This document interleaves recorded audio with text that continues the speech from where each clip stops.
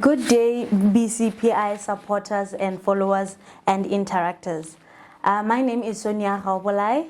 I'm the Communications Research and Advocacy Manager here at Botswana Center for Public Integrity, and I would like to warmly welcome you to this episode of Conversation Circle. Today on Conversation Circle, we are going to be exploring the findings of an Afrobarometer survey that was conducted in Botswana last year, 2022, that was suggesting a few questions about democracy, the electoral system, and of course the issues of corruption. Today with me to discuss the findings of the survey, I have with me one of the researchers of the Afrobarometer team, Mr. Mokaloba. Welcome, Mr. Mokaloba.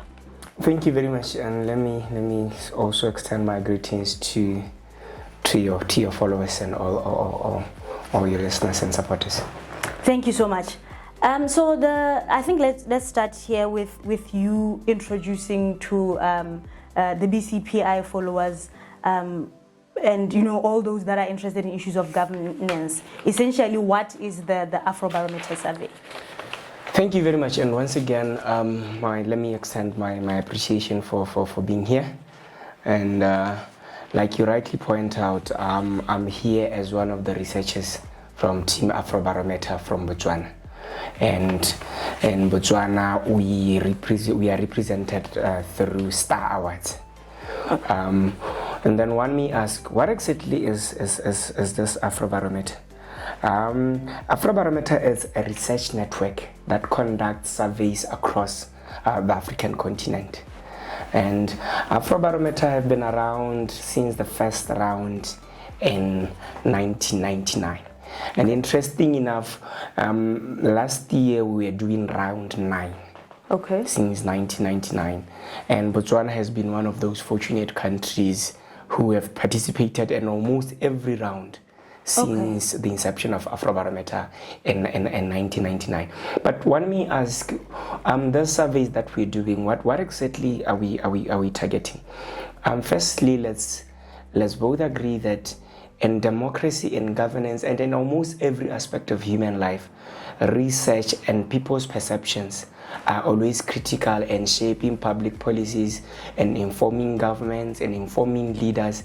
And this is where Afrobarometer comes in to say, through Star Awards in Botswana, we are that research voice that gives Botswana a voice to say on different issues. And when I say different issues, I speak of a variety of issues, from environmental issues, election issues, corruption, governance, almost every aspect. Okay. So ever since 1999 in Botswana, this is what Afrobarometer has been doing. Like I said, I'm a researcher in a team of a number of other researchers. We are led by the national and principal investigators, being Dr. Molefe and Professor Lekore, respectively. And then there are other members of the team who actually are engaged and involved in this particular survey in Botswana. And the last round that was held in Botswana was held last year between the months of July and August. And that was not only Botswana. Round 9 has been held in a number of countries. About 39 of the 54 African countries actually participated in the latest round of Afrobarometer surveys. Okay. So that shows you the growth that Afrobarometer has been enjoying over the years, as well as consistency in countries like Botswana. Like I say, we've been in Botswana since 1999, and the last round being the one that we held last year. Okay, and perhaps maybe I would also just like you to tell us how often is it done? Prior to 2022, when was the survey administered again? Prior to 2022, we had the last round in 2019. Okay. So usually it's a period of between 2 and 3 years. So before 2019, we had another one in 2017 and another one in 2014. So it's usually a period of 2 to 3 years. Okay. Yes. All right. No, thank you for that. I think now, we can get into the issues that were the precursor to this conversation that I'm having with Yes. you. BCPI was fortunate in that, the Afrobarometer team, the Star Wars team, like you're saying, you had held an event where you were sharing some of the findings from your study. And we as BCPI, from those findings, we noted some that we would like to explore for the benefit of, our target market out there, which is usually just generally Botswana. The issue of democratic dissatisfaction. From the event that we attended, organized by yourselves, it was shown that a majority of Botswana show dissatisfaction with democracy. And I would just like for you to share with us the specific question that you asked in that regard that showed dissatisfaction, and then perhaps go into explaining to us what satisfaction with democracy is. If your findings are suggesting that Botswana are dissatisfied with democracy as per the numbers that you will share, what is satisfaction with democracy? Thank you, Sonia, and thank you for that question. To answer that question, I'm going to want to be allowed to wear two hats. Firstly, I'm going to respond to your question as to exactly what question did we ask and what was the response with regard to the dissatisfaction of democracy in this country. Yes. And secondly, when it comes to analysis, because most of our questions are not on the why aspect. It's always a straightforward question that does not necessarily target the why part. Okay. So on that, for me to answer that one, I'll probably have to wear a different hat if you allow me. So, but first, let's get to the dissatisfaction. Yes. There are a number of ways to look at democracy, but maybe from a general perspective, let me tell you that about 66% of our respondents, or 66% of Botswana who were surveyed by Afrobarometer, feel they're dissatisfied with the way democracy works in this country. Mm-hmm. And maybe to break it down, and one may ask, what exactly was the context of this question? The question was straightforward. Overall, how satisfied are you with the way democracy works in this country? There were about 5 options to respond to that. Mm-hmm. The first one was not very satisfied, and the second was not at all satisfied, mm-hmm. and then the other one was fairly satisfied, and then the other one was very satisfied, and the last option was I don't know. Yes, okay. And then a combination of not very satisfied or not at all satisfied gives us the 66% that I was talking about, mm-hmm. which now means 66% of our respondents said they are not very satisfied or not at all satisfied with our democracy. And then only 30% said they're fairly satisfied or very satisfied with the way democracy works. And then only 2% said they don't know. Okay. That's the end of the first part. That's the first now part. Now comes in the analysis part to say, no, now probably as someone who studied politics, as someone who teaches in an area related to that or in such an area, what then now can one equate dissatisfaction to democracy as? Yes. There are a number of things that one can quote as dissatisfaction in democracy. Let me start with the most popular one. Mm-hmm. Let me go to elections. Okay. Elections are mostly what people confuse as democracy. Mm-hmm. That is why in many instances, as country that can constantly hold free elections, I never mentioned anything about fairness, just free elections, mm-hmm. is usually equated to a very democratic country. So that's the first point of departure, the elections of a country. Do people have access to elections? How much of information do people have as far as elections are concerned? So that's the first aspect that one can look at when they talk about their satisfaction or dissatisfaction with a democracy. Mm. 2, democracy is a system of governance. Mm-hmm. That means as the bridging between your leaders and those who are being led. So now it brings in a very interesting aspect of service delivery. Okay. You voted your leaders or a particular party mm-hmm. on the contract on a democratic contract that you provide, or a social contract that you provide particular goods and services to us. Yes. So from a general perspective, from my own understanding, that also pitches in to say, when Botswana say they're not dissatisfied, that can actually be linked to a number of other indicators. One being the quality of life that Botswana actually are living currently. Because for you to say this system of government, me going to the post and voting candidate A and not candidate B, people generalize that at the end of the day to say, no, now how do I gauge the system that allows me to be ruled by X and not by Y? I gauge the system by what I get at the end of the day. Hence, probably from an analytical perspective, I would say Botswana would now look at this particular their way of life, the social goods, the public goods that they're enjoying, and say, now these are what I expected when I voted. This is why at the end of the day, I'm going to say, now I can say I'm dissatisfied or satisfied with democracy. Okay. This in a sense says, most people from my observation, from my reading, there's a very thin line between satisfaction for the provision of public goods and services and democracy. Okay. Two, people look at the quality of their leaders. And one may ask, what do you mean when you say quality of your leaders? Quality of your leaders, you're talking of their deliberations and how successful and how good you feel as a voter. They're representing your views and opinions. Okay.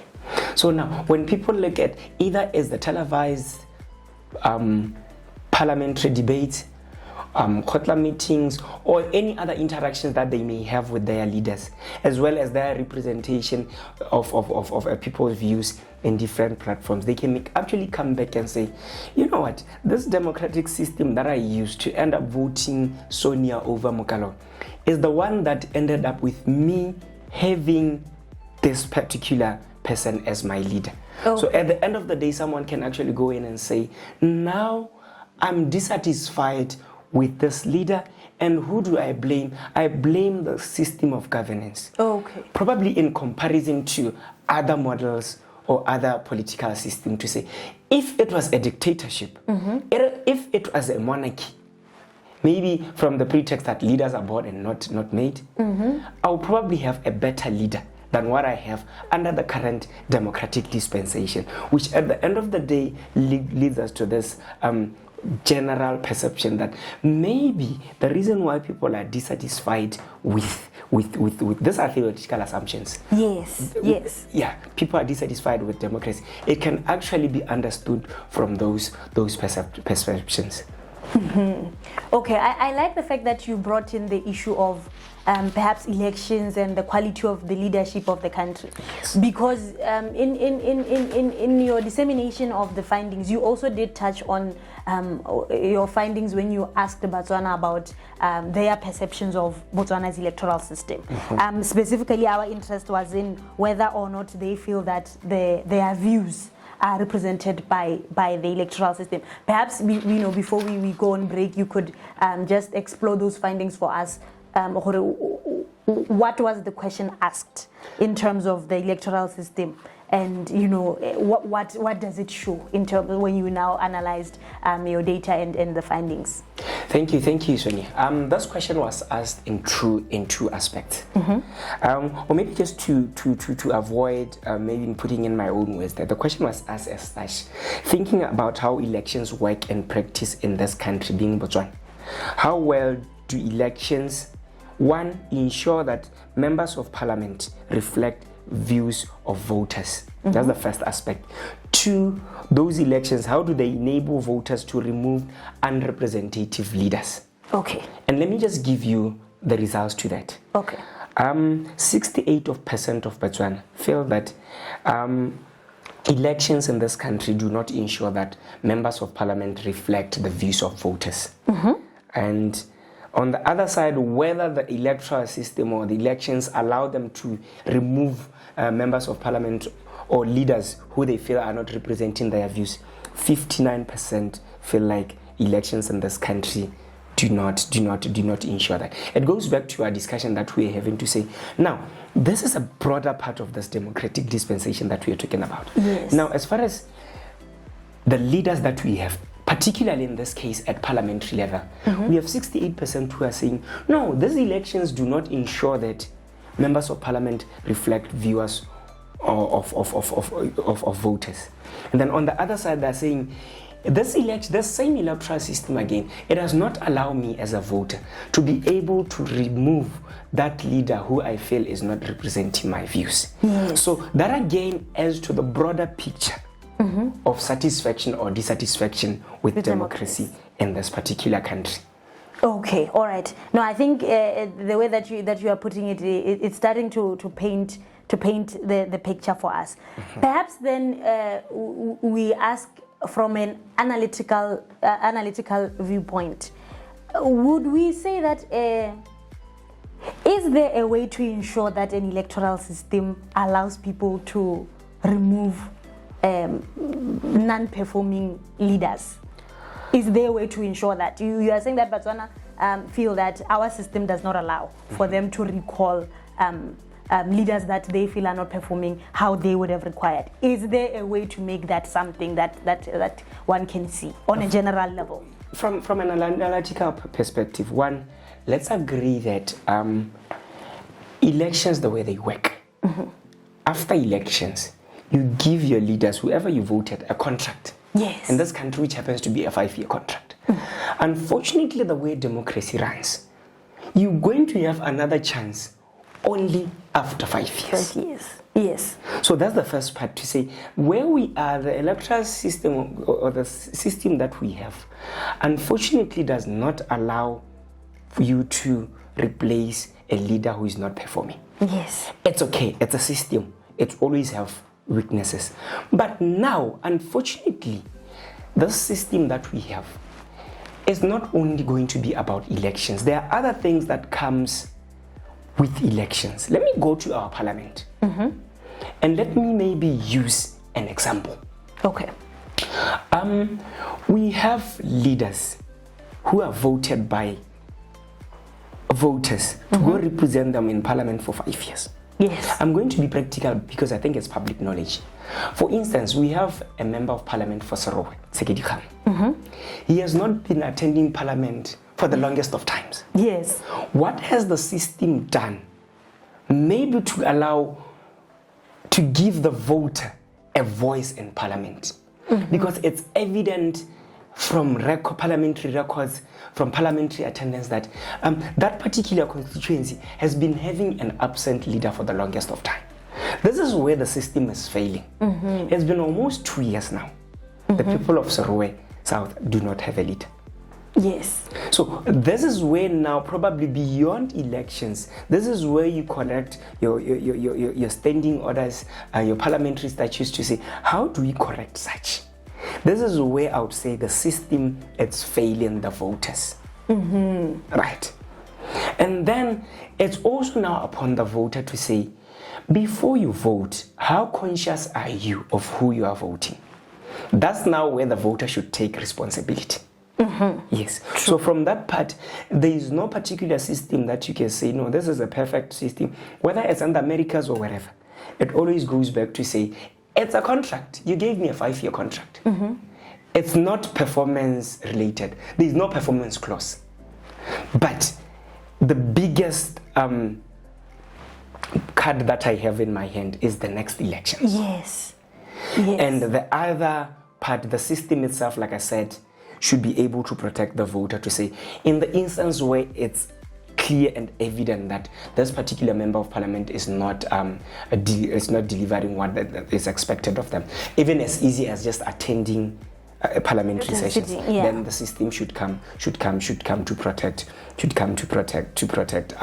the vote. The same applies with a member of parliament or a leader, a democratically elected leader, being able to represent the views of voters. The system also on that part, in many instances, I'll tell you, it's failing the vote. Okay. I like the fact that you brought in the issue of performance or representation in parliament, and you gave practical examples of issues that to another person, or maybe to other different people that are not Botswana, those would be issues of concern. It brings me to bring in the question of Botswana's reaction, or us showing dissatisfaction. We answered you and the Afrobarometer team to show that we are dissatisfied with democracy. Is there something that explains why we only share such issues when probed? For example, you gave the issue of a constituency that has not had a member of parliament showing up, and that's not an issue that it's outside of having been discussed in passing when the MP left the country at the time. We have not had anything from the very people that signed the contract with him via the act of voting him into power. What would you say, before we go for a break, it explains, in your understanding or your analysis, why we are seemingly so lax in showing dissatisfaction? Thank you, Sonia. There are a number of reasons, actually, which one can say, why are we as a people acting the way we are? One, political education. I've said this countless times to say,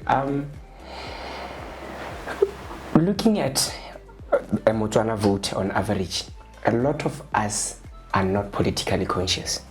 That is why I say most of the times we confuse a democracy for an event rather than a process. We confuse democracy for election day. And that's it. That's it. And then we wait. Don't know measures you can take to be able to actually hold your leaders accountable. We wait for that day, it's polling day. That's the first one. So now that's a challenge directly. It's a challenge to an academia in such a field like myself. It's a challenge to activists out there. It's a challenge to political parties. It's a challenge to governance centers like BCPI. It's a challenge to all actors involved, the media and others, to say, now maybe it's time we up our game as far as political education is concerned. Such that Motswana, not just Sonia and Mokaloba, okay, they understand this well, but Motswana should know their rights. True. When you vote someone, what are the expectations? And most importantly, what are the channels that a voter can be able to hold a leader accountable? And the system as well should meet that political education halfway, to say now Motswana is aware, it's educated, they can be able to hold their leaders accountable. But now, how do they do that? Through the system. Okay. The system should also meet them halfway. All right. No, thank you so much for that, Mr. Mokaloba. We're just going to take a quick break, and from that break, I'm going to want us to explore another issue, which is corruption. And you share the Afrobarometer survey's findings in relation to corruption, and maybe we see if it cannot explain in part the dissatisfaction that we're exploring today. We will be right back.